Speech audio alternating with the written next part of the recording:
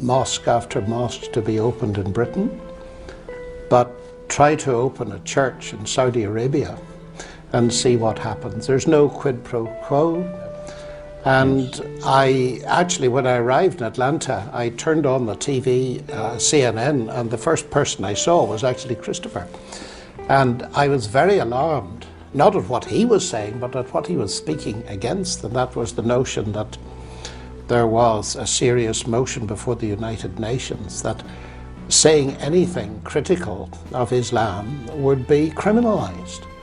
And that's the end of free speech, and it's very dangerous. Perhaps you want to comment on that, because I think you're probably much more astute observer of it than I am. The United Nations non-binding, so far non-binding resolution, which is carried now for 3 years, and was carried again this week, sponsored by Pakistan, a country for which we pay. It isn't really even a country, barely even a state. It's a construct of Muslim partitionism carved out of the body of India.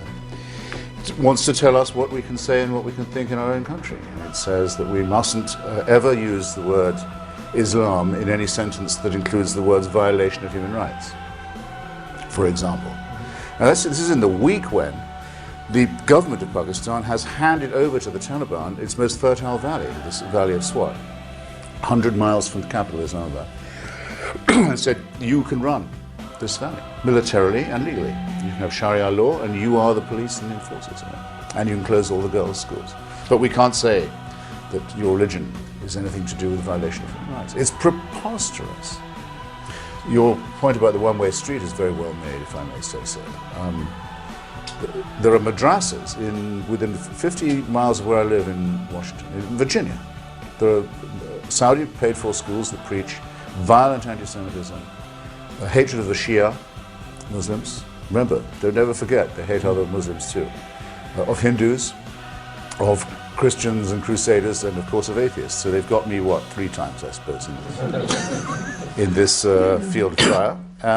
And don't worry, it's coming to a place near you. The Qurans that are given out in our prison system to Muslim prisoners by Muslim chaplains, paid for by Saudi Arabia, are Qurans written to the Wahhabi tune. They're not just your everyday Quran, they're the Qurans that the Wahhabis want you to read, containing direct incitement. They've been given out with taxpayers' money in the prison system. Militias are forming. Next you'll have militias of this kind with their own chaplains within the United States Armed Forces. Are you ready for that? Are you ready to have Wahhabi preachers in the US Armed Forces? You better get ready for it, unless you're going to take the James Madison view that there shouldn't be any chaplains in the US Armed Forces to begin with, or in the prison system. People want to pray, you can't stop them. But we cannot have state-subsidized prayer. We cannot have state-subsidized preachers or chaplains. Give it up, or give it to your deadliest enemy and pay for the rope that will choke you. This is very urgent business, ladies and gentlemen, I beseech you. Resist it while you still can, and before the right to complain is taken away from you, which will be the next thing. You will be told you can't complain because you're Islamophobic.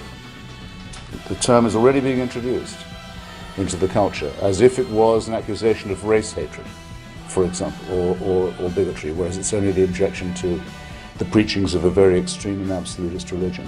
Watch out for these symptoms. They are not the symptoms of surrender, very often ecumenically offered to you by men of God in other robes, Christian and Jewish and smarmy ecumenical. These are the ones who will hold open the gates for the barbarians. The barbarians never take a city till someone holds the gates open for them. And it's your own preachers who will do it for you, and your own multicultural authorities who will do it for you. Resist it while you can. And if you wonder what will happen if you don't, look and see how a cricket team in Middlesex in England had to change its name by force last week, because it was called, and had been for years, the Middlesex Crusaders. Look and see how stories about little pigs can't be taught to children in English schools anymore, lest offense be taken by the religion of peace. Resist it while you can.